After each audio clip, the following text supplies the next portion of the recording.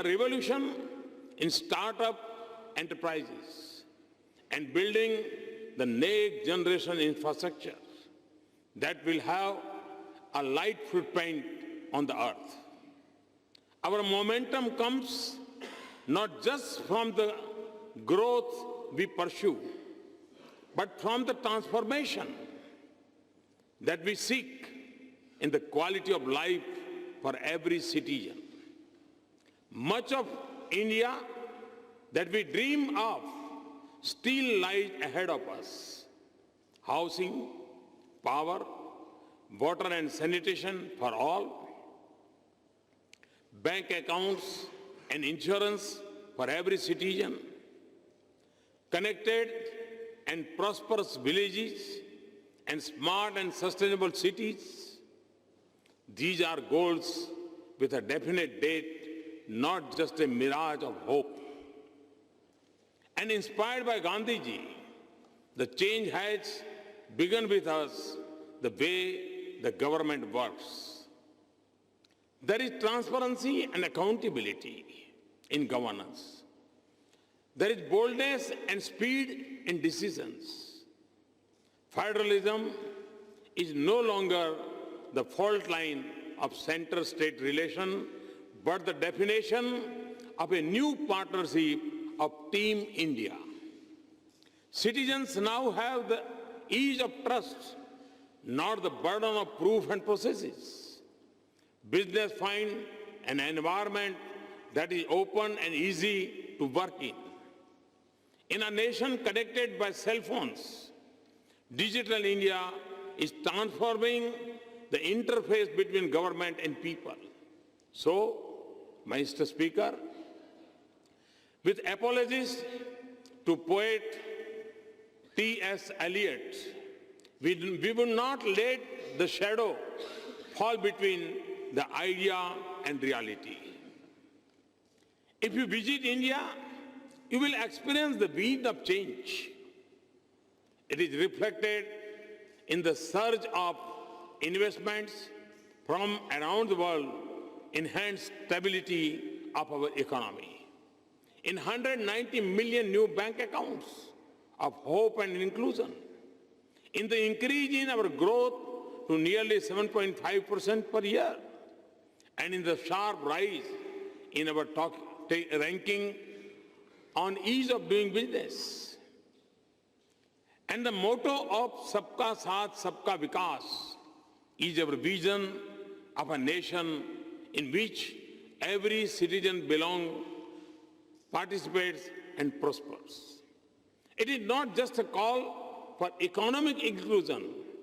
It is also a celebration of our diversity, the creed for social harmony, and a commitment to individual liberties and rights. This is the timeless ethos of our culture. This is the basis of our Constitution, and this will be the foundation of our future.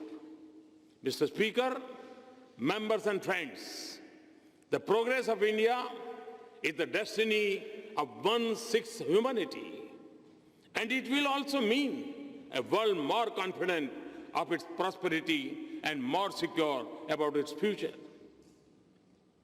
It is also natural and inevitable that our economic relations will grow by leaps and bounds. We'll form unbeatable partnership if we combine our unique strength and the size and the scale of opportunities in India. We will see more investment and trade. We will open new doors in the service sector. We will collaborate more here and in India. In defense equipment and technology, we will work together on renewable and nuclear energy. We will explore the mysteries of science and harness the power of technology and innovation. We will realize the opportunities of the digital world. Our youth will learn more from and with each other.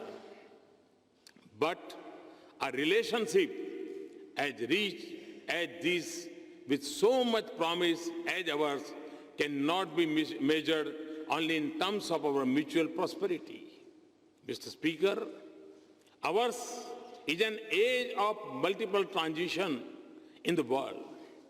We are yet to fully comprehend the future unfolding before us. As in the previous ages, it will be different from the world we know. So in the uncharted waters of our uncertain times, we must together help steer a steady course of this world in the direction that mirrors the ideals we share. For in that lies not just the success of our two nations, but also the promise of the world that we desire. We have the strength of our partnership and the membership of the United Nations, the Commonwealth, and the G20. We live in a world where instability in a distant region quickly reaches our doorsteps. We see this in the challenges of radicalization and refugees. The fault lines are shifting from the boundaries of nations into the web of our societies and the streets of our cities. And terrorism and extremism are a global force that are larger than their changing names, groups, territories, and targets. The world must speak in one voice and act in unison to combat this challenge of our times. We must adopt a comprehensive Convention on International Terrorism in the United Nations without delay. There should be no distinction between terrorist groups or discrimination between nations. There should be a resolve to isolate those who harbor terrorists and willingness to stand with nations that will fight them honestly. And we need a social movement against extremism in countries where it is most prevalent, and every effort to de-link religion and terrorism. Oceans remain vital for our prosperity. Now we have to also secure our cyber and outer space. Our interests are aligned across many regions. We have a shared interest in stable, prosperous, and integrated South Asia round, together in a shared march to prosperity. We want an Afghanistan that is shaped by the dreams of the great Afghan people, not by irrational fears and overreaching ambitions of others. A peaceful, stable Indian Ocean region is vital for global commerce and prosperity. And the future of Asia-Pacific region will have profound impact on all of us. We both have huge stakes in West Asia and the Gulf. And in Africa, where amidst many challenges, we see so many promising signs of courage, wisdom, leadership, and enterprise. India has just held an Africa summit in which all 55 countries and 42 leaders participated. We must also cooperate to launch a low-carbon age for a sustainable future for our planet. This is a global responsibility that we must assume in Paris later this month.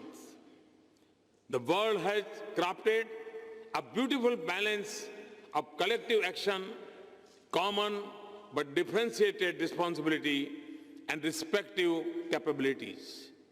Those who have the means and the know-how must help meet the universal aspirations of humanity for clean energy and a healthy environment. And when we speak of restraint, we must not only think of curbing fossil fuels, but also moderating our lifestyles. We must all do our part. For India, a target of 175 gigawatt of additional capacity in renewable energy by 2022 and reduction in emission intensity of 33 to 35% by 2030 are just two of the steps of a comprehensive strategy. I have also proposed to launch during the COP21 meeting an international solar alliance to make solar energy an integral part of our lives, even in the most unconnected villages. In Britain, we are more like to use an umbrella against rain than the sun. But my team defined the membership of the Solar Alliance in more precise terms. We have to be located within the tropics, and we are pleased that the United Kingdom qualifies.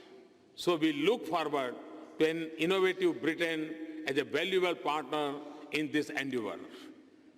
Prime Minister Cameron and I are indeed very pleased that cooperation and affordable and accessible clean energy is an important pillar of our relations. Mr. Speaker, this is a huge moment for our two great nations. So we must seize our opportunities, remove the obstacles to cooperation, instill full confidence in our relations, and remain sensitive to each other's interests.